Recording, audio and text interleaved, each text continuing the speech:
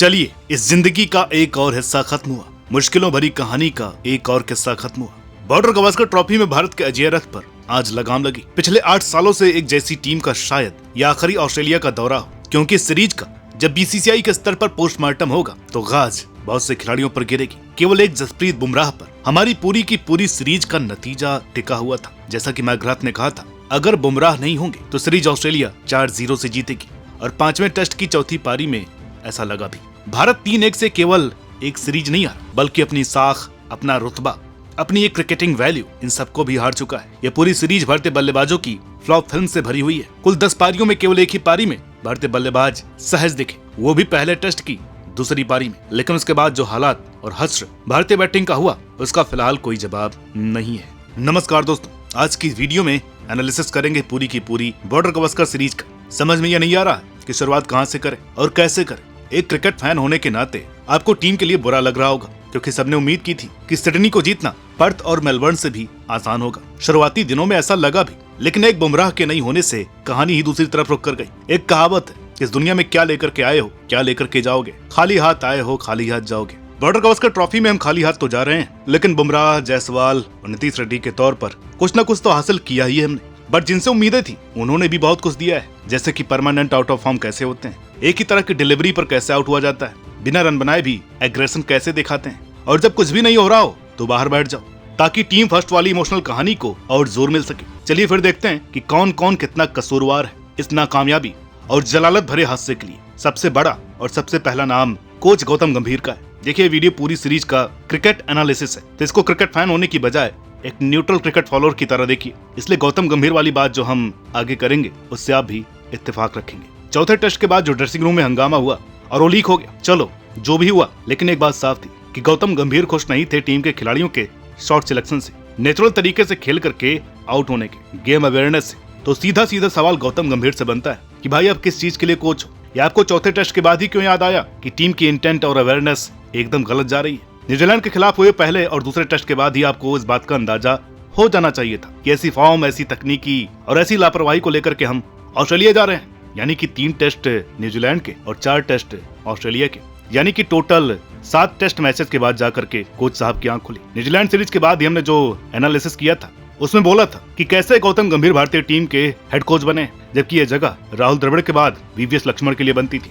गौतम गंभीर तो आए ही आए, साथ ही पूरा केकेआर स्टाफ लेकर के आ गए, जिनको T20 मैचेस में कोचिंग करने का अनुभव है, न कि लॉन्ग फॉर्मेट में। रविचंद्रन अश्विन के रिटायरमेंट पर रोहित शर्मा ने जो प्रेस कॉन्फ्रेंस की, उसमें भी गौतम गंभीर की टीम सिलेक्शन, उनके रवैये और ड्रेसिंग रूम में सीनियर खिलाड़ियों के बीच चल रहे माहौल का एक प्रतिबिंब सामने रखा। अश्विन ऐसे खिलाड़ी नहीं है जो टीम से बाहर करने के बाद नाराज होकर के रिटायर हो जाएं। जब आप एक सीनियर गेंदबाज के साथ ऐसा व्यवहार करेंगे तो अपने आत्मसम्मान को जिंदा रखने के लिए उसको आपका साथ छोड़ना ही पड़ेगा। ये क्रिकेट की दुनिया में कोई पहला वाक्य नहीं है। इससे पहले Kevin Pietersen, Graeme Swann, Waqar Younis और वसीम अकरम ऐसा कर चुके हैं। हम ये नहीं कह रहे हैं कि आपको सारे के सारे टेस्ट मैच में अश्विन खिलाने चाहिए थे, लेकिन एटलीस्ट उनको एक मैसेज दे देना चाहिए था कि ऑस्ट्रेलिया सीरीज के लिए आप सूटेबल नहीं है, तो आपको सिलेक्शन के लिए कंसीडर नहीं किया जा रहा है। आप अपना डोमेस्टिक क्रिकेट जारी रखिए। लेकिन हुआ इसका उल्टा, आप अश्विन को लेकर के गए, यानी कि उनको अपने पहले टेस्ट में खेलना चाहिए था। या इसलिए नहीं कह रहे हैं कि सुंदर का स्कोर बहुत ही औसत रहा, बल्कि इसलिए कि अश्विन पर्थ में अच्छा कर सकते थे। यहाँ से इनको मेलबर्न और सिडनी में अच्छा करने का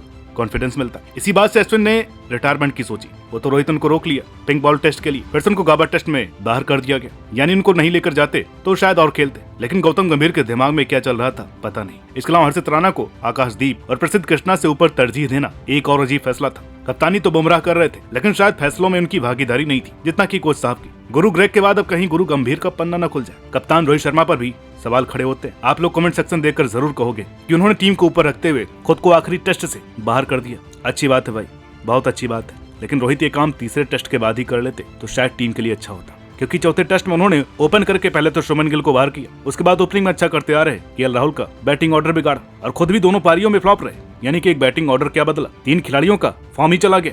गिल पर इसके बाद बात करते हैं। बांग्लादेश सीरीज में इंटेंट वाली कहानी सुनाकर रोहित शर्मा बच निकले और भारत की सीरीज जीतने की वजह से सारी कमियां, सब कुछ अंडर द कारपेट रफा दफा हो गया। और जब हम न्यूजीलैंड से हारे तब हमने जो वीडियो बनाई थी तो ये चीज हमने तब कही थी कि बांग्लादेश सीरीज के खिलाफ हमने बहुत सारी चीजें इग्नोर की हुई हैं जो अब उजागर हुई हैं। उनमें सबसे बड़ा जो कंसर्न था वह था रोहित शर्मा की कप्तानी, उनकी खुद की बैटिंग फॉर्म। तभी कमेंट सेक्शन में बहुत से लोग कह रहे थे कि ऑस्ट्रेलिया जाने दो, भारत आराम से ये सीरीज जीत जाएगा और रोहित शर्मा शतक पर शतक लगाएंगे। लेकिन आप नतीजा देख चुके हैं, ना रोहित चले और ना इनकी कप्तानी चली, ना ही भारत सीरीज जीत पाया। रोहित शर्मा की कप्तानी पर डरा हुआ कप्तान नाम से हमने वीडियो ऑलरेडी बनाई हुई है, आप उसे नारद टीवी पर देख सकते हैं। और शुक्रिया रोहित शर्मा का कि उन्होंने अपनी खराब कप्तानी लगातार जारी रखी और हमको अलग से वीडियो बनाने की जहमत नहीं उठानी पड़ी। आखिरी टेस्ट के लिए बुमराह को कप्तान बनाया गया, लेकिन आखिरी पारी में वो बाहर बैठ गए तो कप्तानी विराट ने की और भारतीय टीम में एक छोटे से लक्ष्य को डिफेंड करते हुए वो एग्रेशन दोबारा दिखा जो विराट की कप्तानी के वक्त दिखा करता था। अगर यही इंटेंट रोहित ने दिखाया होता तो भले ही हम सीरीज नहीं जीतते, लेकिन हारते भी नहीं।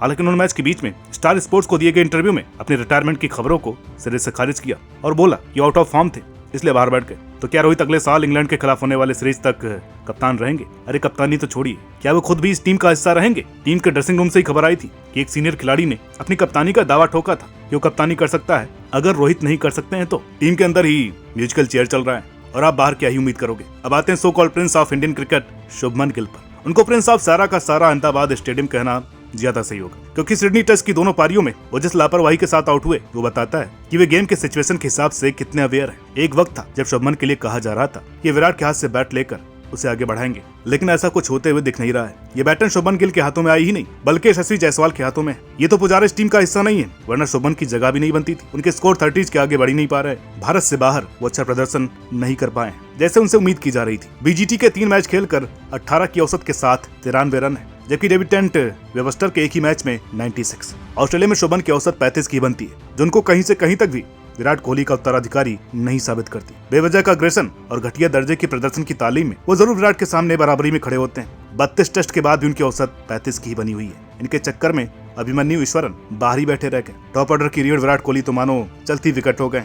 अगर कोई बॉलर उनको किसी और तरीके से आउट करे तो सरप्राइज होता है। पहले विराट लेग स्पिनर्स पर फंस रहे थे तो उन्होंने उसका तोड़ निकाला। फिर लेफ्ट आर्म स्पिनर्स की आर्म बॉल और लेफ्ट आर्म पेसर की इन स्विंग पर वो फेल होते रहे, उन्होंने इसका भी तोड़ निकाला। लेकिन वो इन डिसमिसल्स के दौरान ऑफसाइड की बॉल पर भी एक आध बार आउट हो जाया करते थे, जिस पर किसी ने कभी गौर नहीं किया। और जब विराट ने सभी तरह के आउट होने के तरीकों से बचने का उपाय ढूंढा तो उनके ऑफसाइड पर बारंबार आउट होने की कहानी खुल करके सामने आई। इस सीरीज में वो 9 पारियों में 7 बार विकेट के पीछे आउट हुए हैं। अपने नाम और दाम की बदौलत विराट 5 टेस्ट खेल गए। हालांकि उन्होंने पर्थ में शतक लगाकर अपनी वापसी का संकेत जरूर दिया था, लेकिन उस पारी को अगर छोड़ दें तो विराट का इस टीम में सारे मैच खेल जाना एक ही वजह से पॉसिबल था, वो थी उनकी ब्रांड वैल्यू, एग्रेशन, जो उन्होंने 19 साल के बच्चे पर दिखाया। बाकी जो काम उन्होंने बल्लेबाजी में किया है उसकी कड़ी से कड़ी आलोचना बनती है। जब एक स्टार बैट्समैन खुद ऐसी थर्ड क्लास परफॉर्मेंस दे रहा है तो आप जूनियर से भी कुछ नहीं कह पाते, क्योंकि आपने कोई उदाहरण तो छोड़ा ही नहीं। ऊपर से एक डेब्यूटेंट आपसे अच्छा खेल गया। हमारा बॉलिंग डिपार्टमेंट भी बेबसी नजर आया। शुरुआती 4 टेस्ट की 7 पारियों में ऐसा लगा जैसे केवल बुमराह विकेट लेने के लिए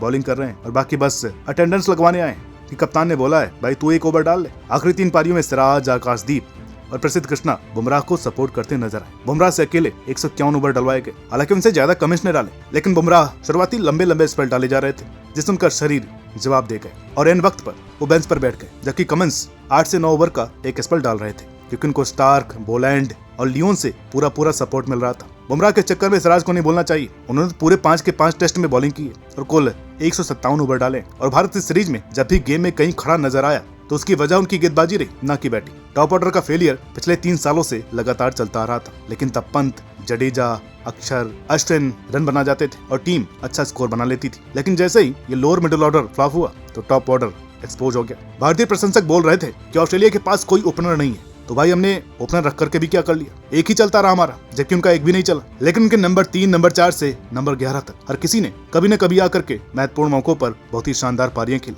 ट्रेविस हेड के लगातार 2 शतक, लाबुसैन के एमसीजी में 2 लगातार 70s, कैरी की क्विक इनिंग्स, पैट कमिंस के नॉक्स और लियोन बोलैंड की साझेदारी, इन सब ने मिलकर भारत की शर्मिंदगी वाली हार की पटकथा लिखी। उन्होंने लियोन को तब भी खिलाया जब वो उतना अच्छा नहीं कर रहे थे, क्योंकि एज ए बॉलर नहीं, as a guide, as a mentor भी टीम में खेल रहे थे और हमने अश्विन को वहां से भगा दिया। ऋषभ पंत को 9 पारियां लग गई अपना खेल ढूंढने में। इससे पहले 9 पारियों में वो जैसा खेल रहे थे ऐसा लग रहा था वो चाहते ही नहीं थे कि पिच पर टिक जाए। जल्दीबाजी से उनका नुकसान बहुत बार हुआ है। आने तिरछे शॉट खेले बिना भी तेज खेल सकते हैं, या उनको आखिरी पारी में समझ में आया और ट्रेविस हेड के साथ मुकाबले में थे, यानी कि नंबर 5 पर। लेकिन हेड के नाम जहां सबसे ज्यादा 448 रन है, वो भी 92 के स्ट्राइक रेट और 56 की औसत के साथ, तो वहीं पंत के नाम केवल 255 रन है, वो भी 28 की औसत और 59 के स्ट्राइक रेट के साथ। पूरी सीरीज में भी जो कुछ भी रियलाइज हो रहा था वो बहुत देर में हो रहा था, जैसे कि पंत को बाद में रियलाइज हुआ कि गेम अवेयरनेस के हिसाब से कैसे खेला जाता है। टीम मैनेजमेंट ने न जाने कौन सा सफेद पाउडर खाया हुआ है कि अचानक उनको देर में जाकर के पता चला कि अरे भाई हर्षद को बाहर करो, अश्विन रन्ना आप रहो चौकन्ना, आप टीम में नहीं खेल सकते।